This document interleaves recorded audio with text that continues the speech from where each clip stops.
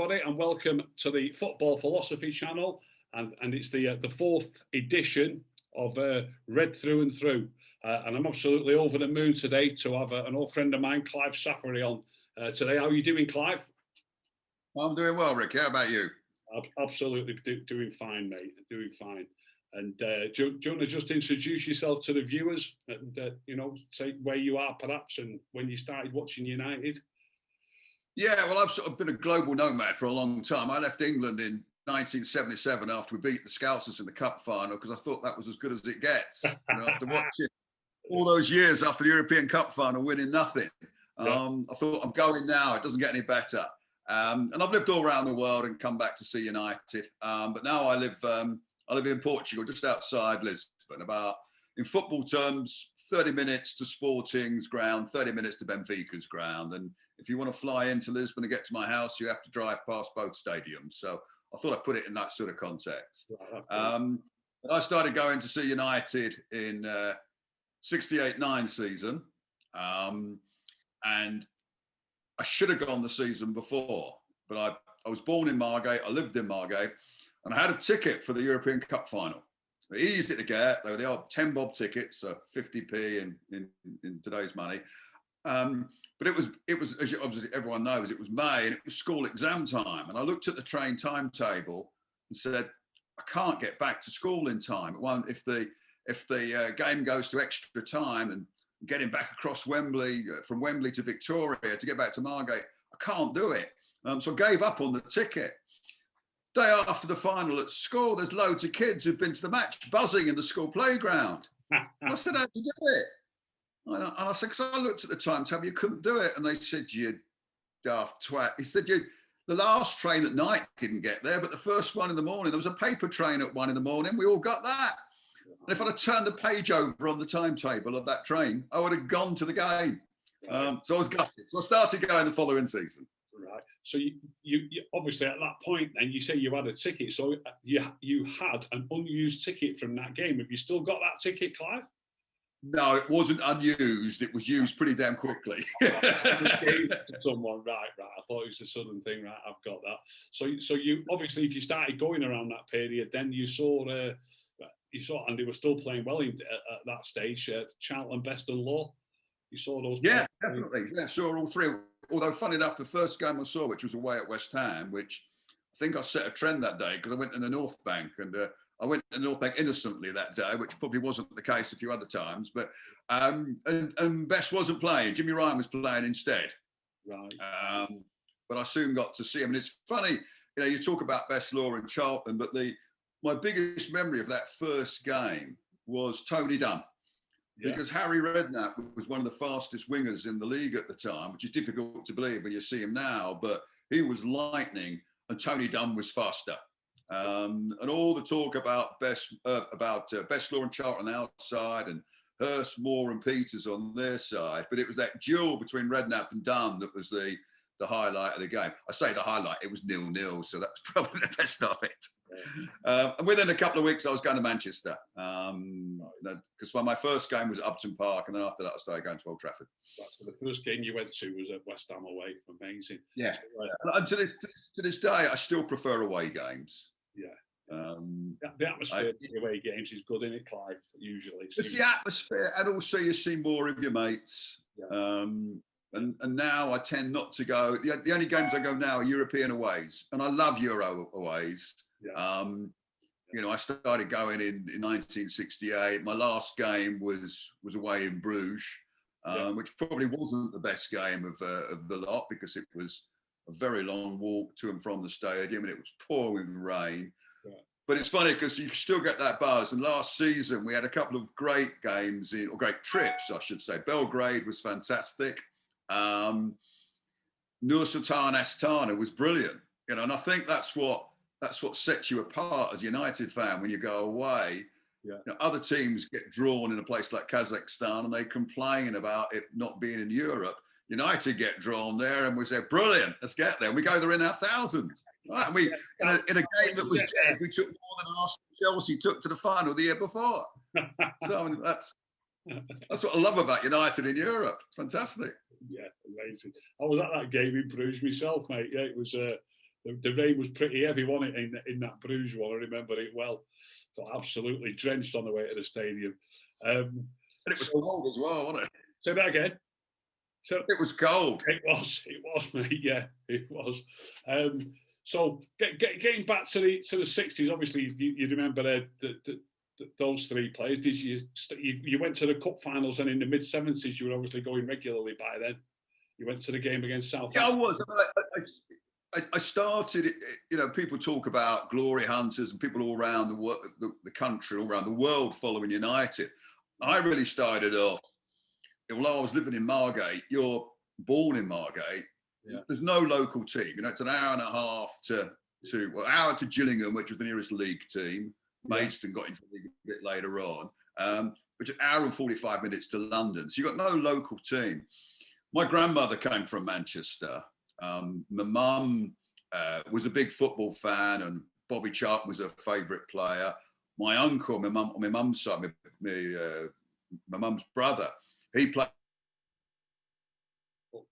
Lost you, Clive. Premier League teams, and alongside him was Bobby Harrop, the centre half, who'd been a Busby babe. You know, I mean, Bobby Charlton always used to talk about Munich and the kids that came in after Munich. Bob Harrop was one of the first names he mentioned.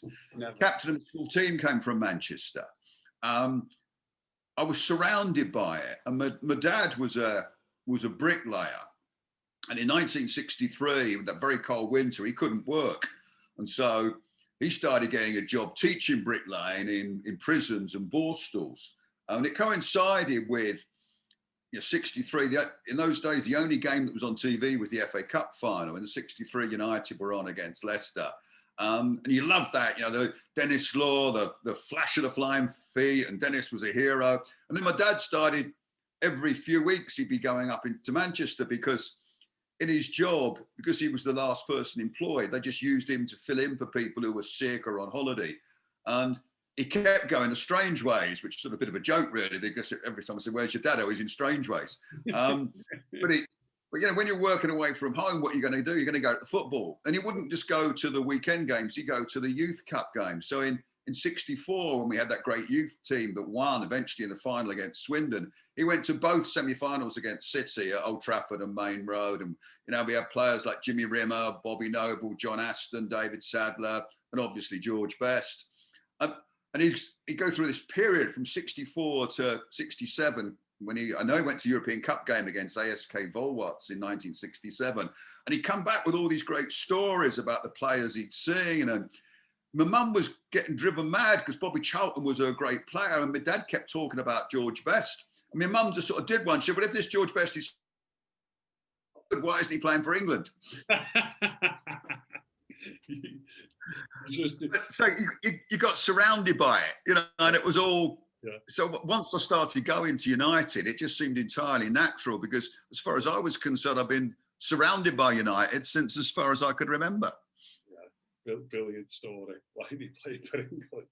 I watched a programme the other night. I don't know if you saw it, about the World Cup winning team, and Sir Bobby was on it a lot. That was a fascinating programme on the BBC. Obviously, we just had the sad news about Nobby last week, and they did the programme. So, do you remember? I mean, I know it's mainly talking about United. Do you remember the '66 World Cup while we're on it?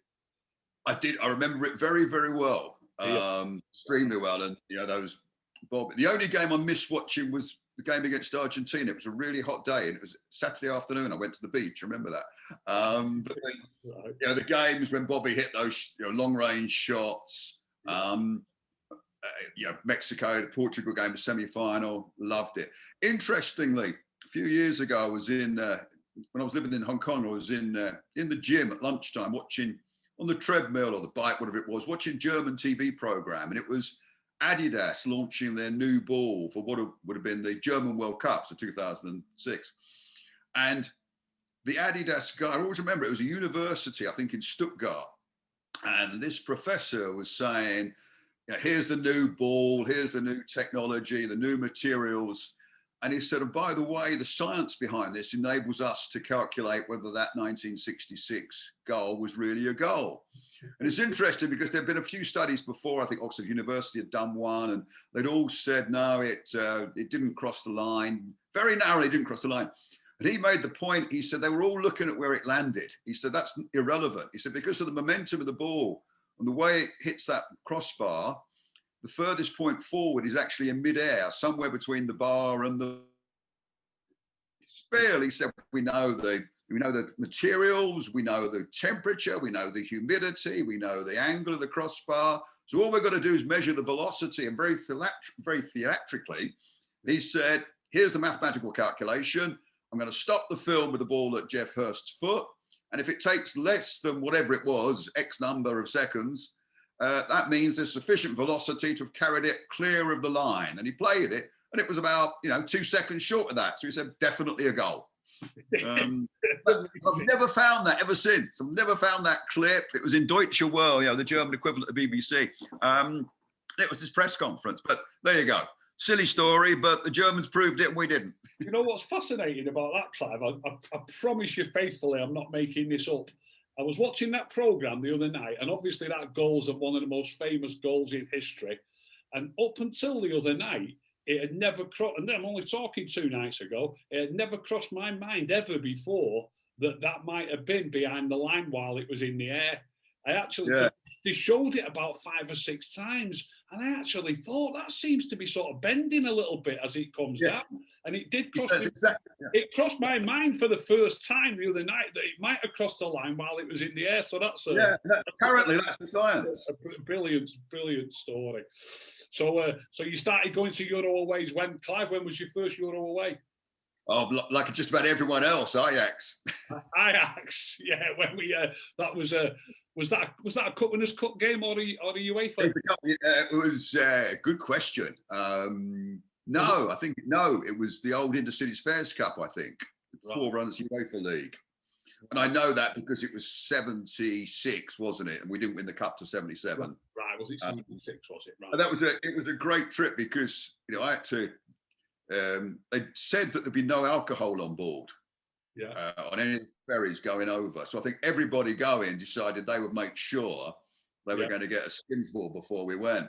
I was going with a mate of mine from Margate who'd got his summer bonus. He was a DJ, a good mate of mine, sadly no longer with us. So we started when the pubs opened on the Tuesday at 10:30. Drank through to 2 o'clock. Got the train to London, where he produced a bottle of Canadian Club, which we drank on the train. And then we went to the pub at King's Cross, where we were getting the coaches. The coaches almost took us back to where we started from. They went to Dover. We got on the ferry at Dover at something like 2 a.m, and the bar was open. So by the time we got to wherever we went, Ostend or wherever we came, no one was anywhere near the state of going to football. But luckily, because of security, they then took us all around the countryside of Belgium and Holland, driving in circles, because they didn't want us arriving in Amsterdam any more than a couple of hours before the kickoff, which is really good because it enabled us to sober up. It was a great game because remember that day it was foggy. There weren't many people in the stadium. You couldn't really see the far end. And at half time, there was sort of panic in the bar underneath the stadium, and 2 lots of police came from different directions with police dogs. And all the dogs started fighting, and just about everyone with a red and white scarf jumped over the bar and liberated either a ton of beer or a ton of money. My mate was first over. We came back with more money than we left with. Great trip.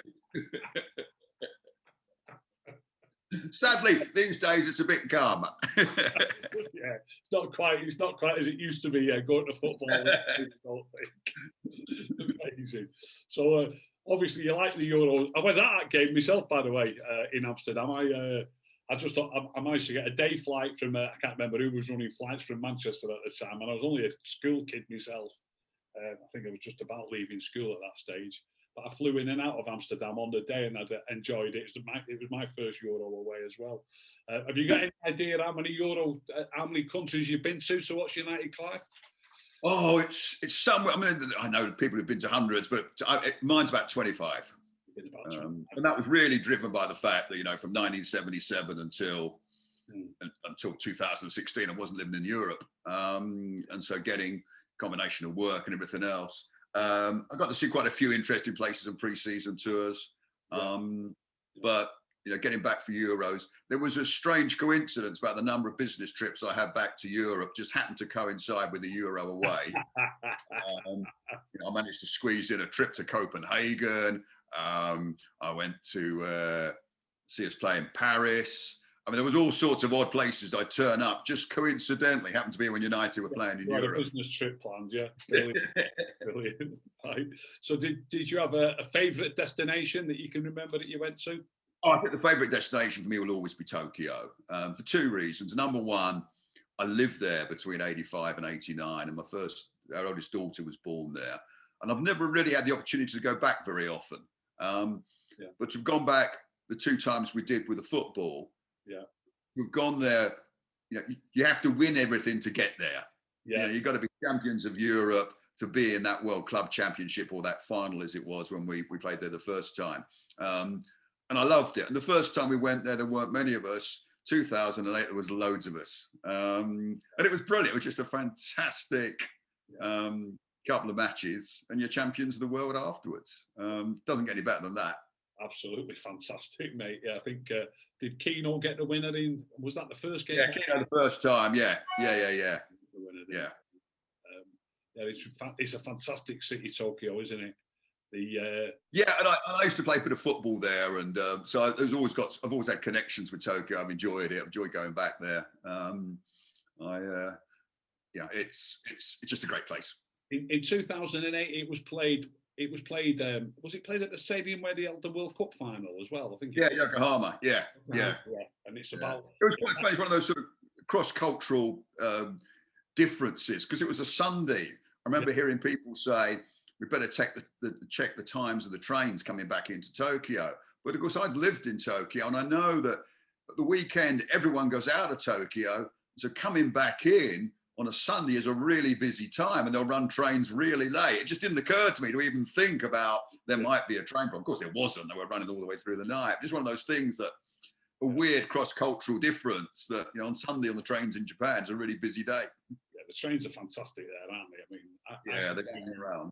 I seem to remember that no matter how far you were going, there was never more than like 10 minutes between trains, really. It never seems to be turn up at the station anytime you want, and there seems to be a train somewhere, wherever you wanted to go. I'll tell you another funny. Since we're doing funny stories in the World Cup, I don't always go and see England play. When I go to see the World Cup, I've not been for the last two, but up until then, I always used to go. Just like to go and see different teams and try and do a game a day in the second phase. And we'd watched England play Denmark, I think it was. Rio Ferdinand scored. And then we were going to see another game on the other side of the country, Senegal, I think. But it was one of those days where we started off with a bullet train. We got back into Tokyo. We got the regular commuter train around Tokyo. Then we got the monorail to Haneda Airport. Then we got the flight. Bobby Charlton was on the flight. And then where the airport was for where we were playing, it was like this enormous bay. So to get across the bay, you got in a hovercraft. Then you got in a hovercraft, got to the other end. Then we got a cab to our hotel. And then we said, what are we going to do? We've got to jib some bikes here because it's the only form of transport we haven't done. So we nicked a couple of bikes outside our hotel, told them, we put them back afterwards. But we just wanted to do it because how many times in your life do you use a hovercraft and a monorail, let alone on the same day? But Japan for it. It was brilliant. It's amazing, isn't it? Absolutely amazing. Anywhere that you've been following United that you wouldn't like to go again, Clive? Any scary stories or scary moments? There's always scary stories, isn't there? But some of them are quite funny afterwards. And some, Rome has always been a bit of not a nightmare, because I think we've always looked after ourselves there. I think, you end up in places where you've got probably two choices. You either cover up and hope for the best, or you go with the firm and front it out. And there are places that are a bit moody, but always I think you get to a certain point. Once you get to my age, people don't think you're a problem. You can sort of sneak under the radar. You're fine, yeah. But of course, you weren't this age all the way through that period, unfortunately. No.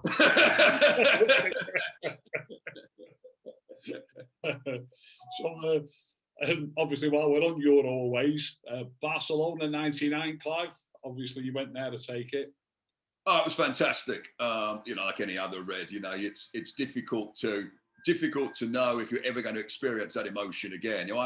I'm a perpetual optimist, and I always look forward. So I still think the best game and the best player I'm ever going to see is yet to be. I've yet to see them, right? Yeah. You'd have to go some to beat that day for the drama. I was living in Taiwan at the time. I'd flown in the day before, I think. My wife's birthday is May the 28th. So it's all the amount of times I've been at a final on her birthday. She got lucky that one because I was coming back through Amsterdam, so I bought her some jewellery at the airport. But I'd prearranged. To send her some champagne to the restaurant. She was having lunch on that Friday after, or Thursday after the game, which I'm glad I did, because I sort of phoned her up at what was about 5 a.m. her time, screaming down the phone saying we won. But it was great. I mean, I was with my brother, Rog, and as you know, who's gone to games for years and years and years, and those last couple of minutes were just fantastic. And the emotion. You always had a feeling we might do it, because we've been pushing forward. They were sitting back. And it was one of those games where you just think, we just need one. And we all thought that one was going to lead us into extra time when we might win it. None of us thought that, we get two. I found myself after that second goal lying down with about 10 people on top of me. My watch was somewhere broken off, which I eventually found. And I was just screaming. It was just this noise coming out. It wasn't yes or get in or anything like that. It was just a noise. It lasted a few minutes. I was very similar, mate. It was unbelievable. Obviously, amazing in the stadium. Did you stay in Barcelona for a couple of nights, or was it a quick trip? No, I left the following morning. It was the airport was just fantastic. Everyone was sort of still a bit stunned, but just really happy. I remember seeing Paddy Crerand at the airport, and he was just sort of walking around completely glazed. Just everyone felt the same thing. I think you talk to people now over 20 years later, and everyone says the same thing. It was just emotionally, it was just brilliant. It was an amazing night. So obviously they won it again in Moscow, mate. Did you get to Moscow? Yeah, I did. And Moscow was funny because it's a bit like '99. You win the European Cup or the Champions League, but you've only been in the lead for about 5 seconds. Yeah, true. Yes, I never thought of it that way. We've won it twice and hardly been in the lead at all. 2008, it was great memories of that game. Arriving at the stadium, singing Viva Ronaldo on that wonderful metro system they have in Russia. Amazing, yeah. Fantastic. Do you know the funny story about the penalties? Go on. The great story, which I only learned a couple of years ago, well after the event. Avram Grant, who was manager at Chelsea at the time, had this mate. He was an academic in an Israeli university, and all he did was study penalties.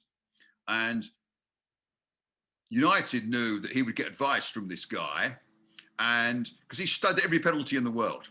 And apparently he told Avram Grant, he said, Van der Sar has got a weakness.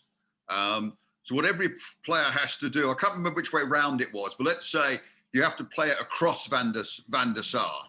And the first players who did it all did it right. Ashley Cole disobeyed instructions and went the other way. But he was the first left-footed player.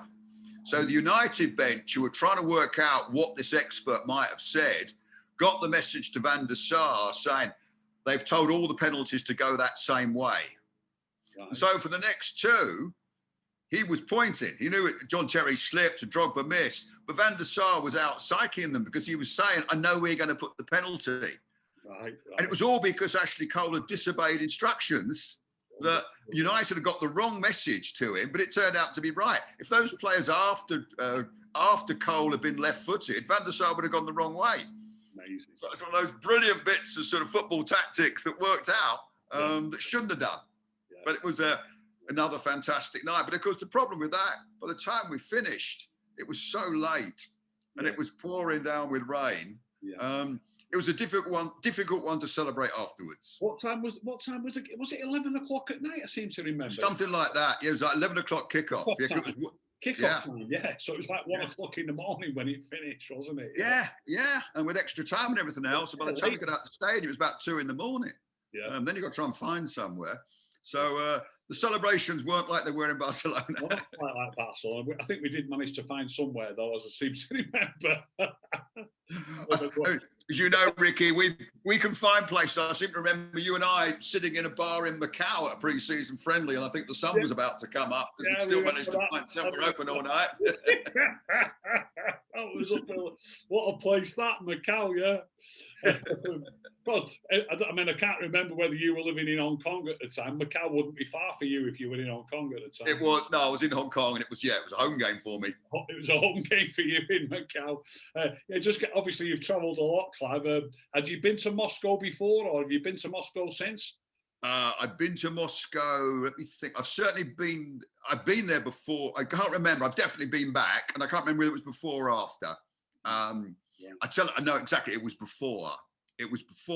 Again, you're digging out all my funny stories because I was there on a business trip, and United drew in an FA Cup tie at home with Reading, and I was at the time good mates with Steve Coppell.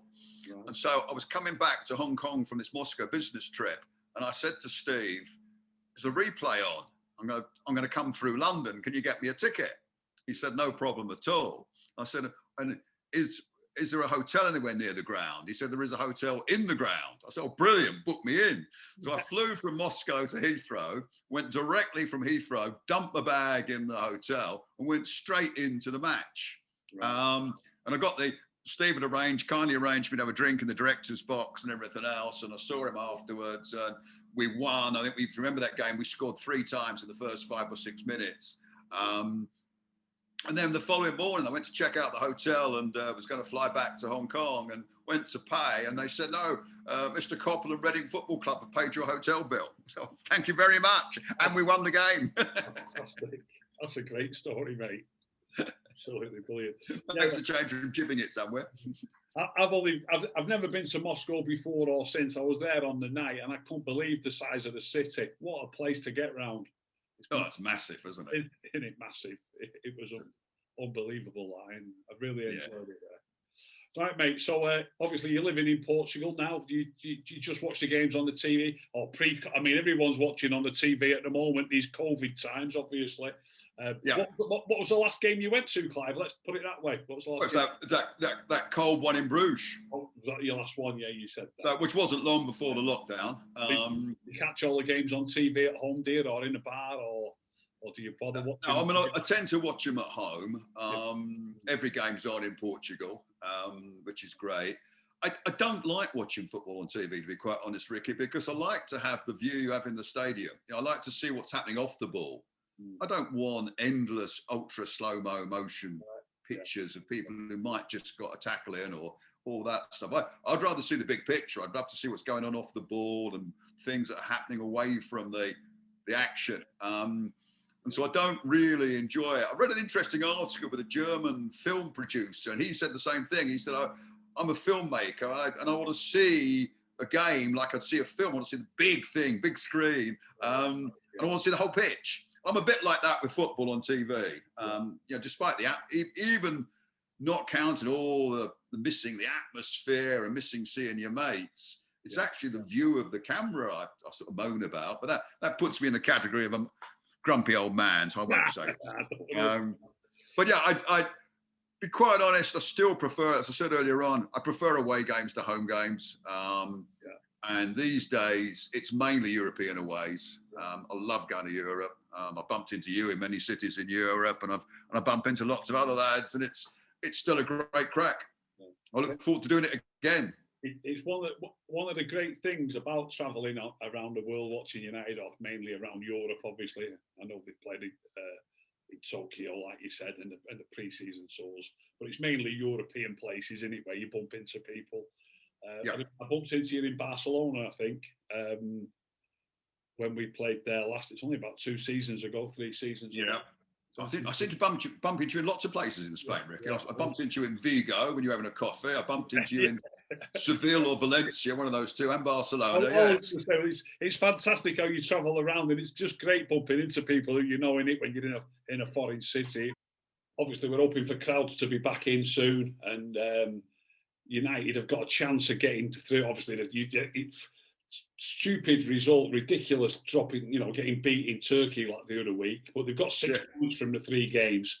Still fancy them to get through. It could go wrong, but I still fancy them to get through. If there's crowds back in, I'll probably bump into you somewhere around Europe, starting in will it be late, sort of early February, I think they restart the knockout series, don't they? Yeah. So hopefully, obviously, we don't know where yet. We're not absolutely certain they'll get through, but I imagine they will.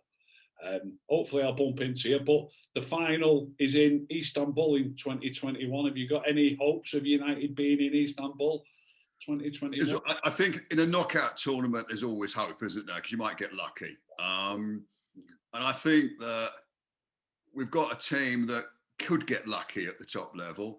I honestly don't think we're good enough yet. I don't think defensively we're good enough, but I actually like Istanbul. When I've been there a couple of times with United, I actually quite like the buzz and the tension in the air and the madness of Istanbul. And I wouldn't mind going again. I look forward to it. I love Istanbul too, and I'd love to go again.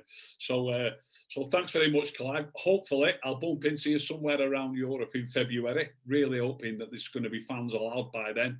Surely it's got to happen soon. Thanks. Can't thank you enough for coming on, Clive. Really enjoyed it. Great, no problem, mate. Great talking about our past trips and things like that. Enjoy the rest of your time in Portugal, mate, however long, because no doubt you probably move. Do you think you might move again one day, or do you think you're settled now? I always want to live in every country in the world because that's the sort of person I am, and following United around all those countries just makes you want to do it. But my wife has put her foot down and said, no, I love Portugal so much, we're not moving. So there's your answer. Okay, mate. Brilliant. That's one battle I can't win. Right.